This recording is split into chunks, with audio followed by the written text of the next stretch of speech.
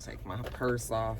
Hey, what's up, rock stars? It's Rox coming to you today with the review for Married to Medicine Los Angeles Season 2, Episode 8, I believe it is. So let's get to it, shall we? All right, you guys, so the show opens where it ended last week, which was with Emani telling the girls that she and Phil are not only separated, but they are getting a divorce. And Jasmine was like, what? I mean, you would have thought that somebody told her that her husband had filed divorce on her the way she reacted. I mean, it was a shocker considering Emani has never made them feel like there was ever any even small amount of problem in paradise. But still, I was just like, what you so? Yeah, it was just, the reaction was weird. But, Emani finally opens up. And the girls in general, even though they are shocked, everybody's just sort of like, huh? Just like how we were, really. They're going to be there for her. Shanique gets up and gives her a hug and tells her, you got to open up to us. You got to let us know what's going on so we can be there for you. And, Emani tells them how hard it is for her to do it, especially considering she was not really getting along with half of the girls last season. Well, Emani didn't get along with Shanique and Jasmine. I'm sure that weighed into the reason why she wasn't really trying to tell them her problems after she felt that they could maybe use it against her. I'm sitting here trying to read the reactions in the room. Again, Jasmine, she finally, after she's just sitting over there kind of looking, at first her expression on her face was sort of like, And then I think she was trying to weigh amongst herself whether she wanted to play this or like, oh, so you was trying to act like everything was so great, talking about my marriage. Or if she wanted to be the supportive one. Okay, and I think she finally came to herself and said, okay, no, I'm gonna try to be the supportive one here. So she gets up, I'm so sorry I haven't said anything, I'm just speechless, I'm here for you, goes and gives her a hug. So as of now, looks like all the girls are going to be there for Emani. Emani says if they have a girls getaway, she'll feel better. That'll make her feel better. So she wants all the girls to get ready to go on a short little trip. And I guess all the girls are down. When the night is over, Brittany's proud of her for opening up and letting the girls know what happened because she knows this is not really Emani's thing. And when Shanique and Jasmine goes outside again, I thought Jasmine was about to be petty and say something, but Shanique was just like, we just really have to be there for her, and Jasmine agrees. So yeah, we all on the same page. Everybody is going to be supportive of Emani in this divorce. And of course, when we talk about divorce, then all of the couples are now talking about it. Hobart and Kendra. We see her talking to Hobart, and she tells him that when Emani announced that she was getting a divorce, it made her rush home to Hobart, okay, so she could put some of that half black, half Asian stank on him. I said, girl, you gonna kill poor little Hobart. Hobart looked like he could hang, child. And then we see Shanique and little tiny Robert talking about it. Her not really sure what's going to happen with Idris and if, he's going to be still having a relationship with the dad. But little tiny Robert said, if Phil is worth anything, he will definitely keep a relationship. That's his son. That's the only son or the only father that Idris has known. So that shouldn't change. And then speaking of Idris, we see Emani sit down and speak with him. Now, evidently, Phil already came in town and got the fuck on. Okay. They didn't get that on camera, obviously, but I guess he came in town so that they can sit down and tell Idris what was going on. Kids usually have some sort of idea, but they just kind of go with the flow until you tell them what's what. And so when they told him that they were getting a divorce, Emani is asking him, how does he feel about it? And he said, well, he doesn't really know how to feel about it. It's a lot for a kid to process when you really think about a divorce. However, Phil's been gone kinda, so the kid has already kind of gotten used to maybe him not being around as much.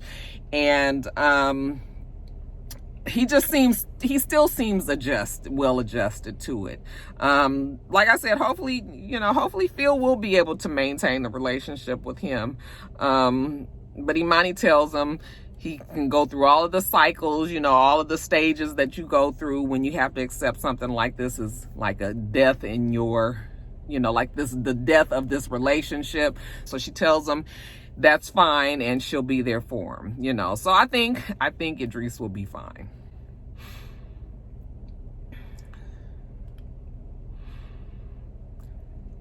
Now, let's talk about Now, next we see the girls, they're packing for their trip. Okay, they're going to Palm Springs. Brittany is telling Mac that Emani had invited all the girls down to Palm Springs. So, and this is supposed to just be something to rally around Emani and give them, give her their love. Hopefully when they come back, everybody will feel refreshed and, a new connection with their friendships and the support being there and all of that. Okay, we see Shanique on the phone with Emani, and all the girls are supposed to be going over to Shanique's house. They're going to all ride on a bus, I guess, to Palm Springs, but not Emani. Emani was like, no, I'm not riding with you guys. Okay, I'm going to just meet you guys out there. So Imani's still not, she's opened up, but she's still kind of closing herself off from certain things, certain energy, I guess. But the rest of the girls, they ready for it. So they start to get to Shanique's house. Kendra gets there first. She's freshly pumped. And even though her titties, I guess they engorge quite quickly, because she's still breastfeeding. So there's that. Britton shows up next. They call her Carmen Sandiego because she has on this red hat and this blue, trench coat, and, Britton has an eclectic fashion sense. She usually looks good. And then Jasmine comes, all types of screaming. Leah gets there at some point. I don't know if I missed it or what, but the next thing I know, they all on the bus. Okay, so everybody is on the bus, and I'm looking at Kendra over there. Kendra got that look. It ain't nothing like that first getaway from when you have a newborn and you get away with your girls. I'm telling you, every single time, you do way too much. You just let yourself go a little too much. So I'm looking at Kendra over there and say, girl, she ready. Kendra said she felt like a freed animal. So when we get started on the trip, it looks like they're trying to, be kind of like, what are you looking forward to on this trip, and people are just saying, just good girl time. But it looks like they've been having edibles.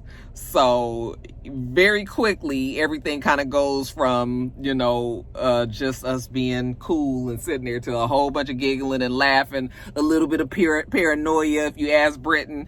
Okay, I'm that same way. I cannot, and edibles especially, oh my gosh. I've had an edible that had me sitting and staring for 3 hours just on my bed. I am not a weed. That is not my bag at all. Meanwhile, we see Emani. She's already there. She calls her mom.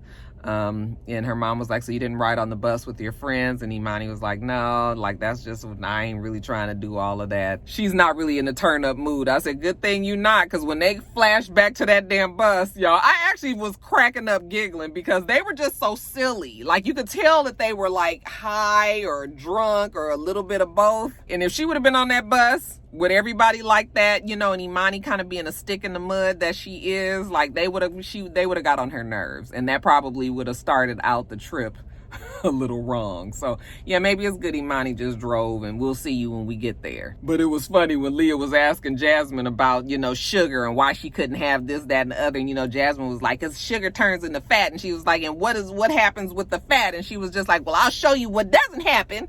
And then she was just like, abs. And she pulled her shirt up. And Leah was just like, okay, I can say a lot, but I'm not going to say nothing. So, but yeah, they seem to be having a good time on the bus. Okay. So anyway, Emani gets to the place, and it's a very nice Airbnb. It's all the zen that she needs at the time. She puts her stuff in her room. She asked the guy if there's a bidet in the bathroom, and he says, unfortunately, no. And she was just like, that would have made it perfect, you guys. I would have rolled my eyes at that if my mother-in-law hadn't just bought us a bidet. We just got one. So Mr. was in Utah a couple of weeks ago, and his mom is one of those moms that anytime he says he likes something, all he got to do is be like, oh, that's really nice. Next thing you know, she buying it and sending it to us. So he liked a bidet that she had there. So she bought us one and sent it to us. And he put it on our toilet. And at first I was like, I ain't fucking with this. What is this thing gonna do? No, And he kept on asking me, have you used the bidet? Have you used the bidet? And I was like, no, I haven't. But child, after adult time one night, I was like, oh, let me go on and try to use the old bidet.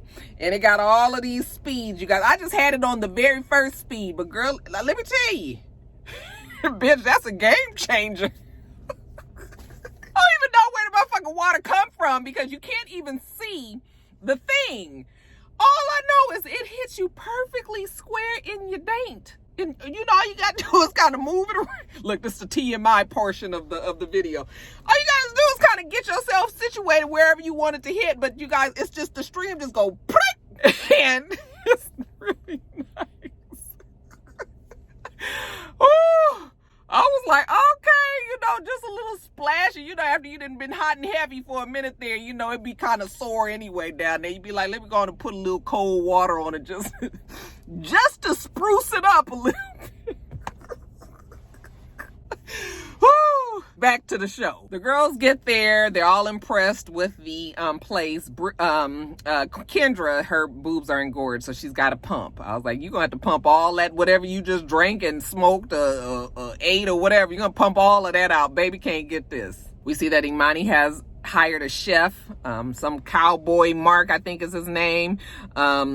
You know, and Jasmine thinks it's perfect. I mean, well, it would be perfect had there been a gym, but that's okay. It looks like they're only going to be there a couple of days anyway.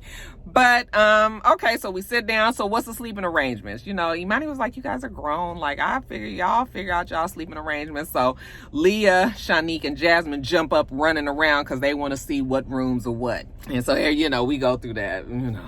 I said, that shit done moved from housewives now to Married to Medicine. But everybody gets their little rooms and whatnots. And I guess everybody kind of gets settled and may put their stuff in their rooms, maybe change their clothes or whatever. We see that Iman has had a shaman come on down because I guess she got to get her chakras and her, you know, all that in line. She tells us that the shaman is like a spiritual colonic, just in case you was having a hard time visualizing. You know, the girls come on out, and really the shaman is really just there for Emani. So the girls are just sitting around watching. Somebody says, you know, it's kind of like, you know how us black people can be sometimes. You know, we just ignorant, don't want to call it hocus pocus. And just because I don't do it or I don't really relate to it, you know, you can't be disrespectful, call it shit hocus pocus or call it hocus pocus, not the shit, you guys. But so they just basically just sit there and let Iman, you know, the man was here, he was pulling shit out. I was like, oh, what's this? You know, he had his stomach, he was blowing at her stomach and pulling, you know, so I guess that was, y'all tell me what this one is right here when we do this one right here. Okay, Roxanne, that's disrespectful. I'm sure there's an explanation for it. He was sucking her energies out, I guess. But like I said, it was for Emani, and Emani seemed to be happy with it. She said she felt very good afterwards. So if she liked it, you know what? I love it. They go back inside and they got Cowboy Mark, you know, cooking the food, which is just so random. I mean, you got this shaman who, and they kept calling him a Charmin, like the toilet paper. You got this shaman out there who was Indian or something. Then you got Cowboy Mark, but Mark is black, and Charlotte was just random. While they're sitting there talking, they ask Emani, what's next? You know, we get on the subject of Emani and Phil not being romantically involved, which was weird. Britton said that she can relate though, because, you know, because of everything that's going on with her kids in and out and all that, you know, and she's with Mac, you know, she still appreciates having her kids around. And if anything ever happens, she's always going to choose her kids. And they were like, wait a minute. And I was thinking to myself, like, ooh, Britton girl, I really hope this is for TV and you don't really think that. Okay? You cannot continue to have your child in your bed with you, especially if your husband is already kind of complaining about it. Why, you know, there's more there. Like, why exactly is it that you want to have your child in your bed with you? They give you that. You know, she said, no, I don't get the same feeling from Mac that I get from my children. And I'm just like, yeah, girl, that is wrong. Okay? Even Shanique was like, once I got my kids out of my bed, you know, we were having sex all over the place. Well, I'm not saying that you got to be having sex all over the place, but if you're using your child as a cock block, then there's more problems there that we need to try to figure out, you know? So I don't know. I still got my good eye on Britton.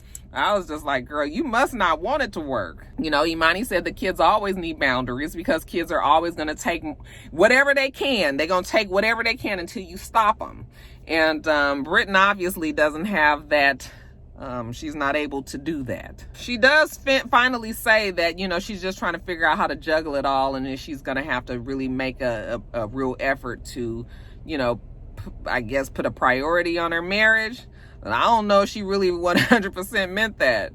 Y'all, in a couple of years, if this show lasts, because it's not doing well with the viewership, but if the show lasts, some tell me it might be true trouble in paradise for them too, some years down the line. But whatever, they enjoy the food. Jasmine really loved the food. You know, I don't know what it is. I feel so full, but I want some more, Cowboy Mark. Can you just give me some more? Bitch been starving for the last 6 years. Shit, she was like, finally got some damn food. So then we're gonna have a sexy fashion show type thing. So the girls all go and put on their sexy nighties. You know, some a little sexier than others. You know, Kendra's was more like a pajamas. Britton had on like a onesie. It's around Christmas time, so everything is like red and green, or Christmassy looking, red stripes, red and white. Shanique has on like a Santa Claus little romper. Jasmine, we didn't see what Jasmine had. I mean, she could tell she had on something lacy, or boobs out or whatever.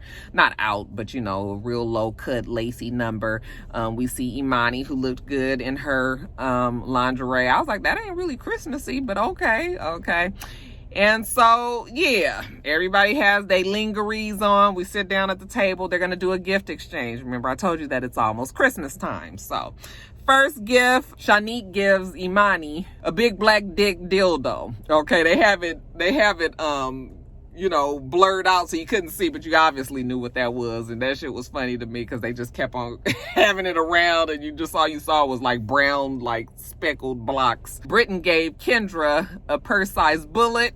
Okay, which I'm telling you, that bullet it packs a mighty punch. Kendra gets Britton some sort of child. I was like, now this is some underwear, obviously, that Mac is supposed to wear, but I didn't understand did it have some sort of apparatus in there?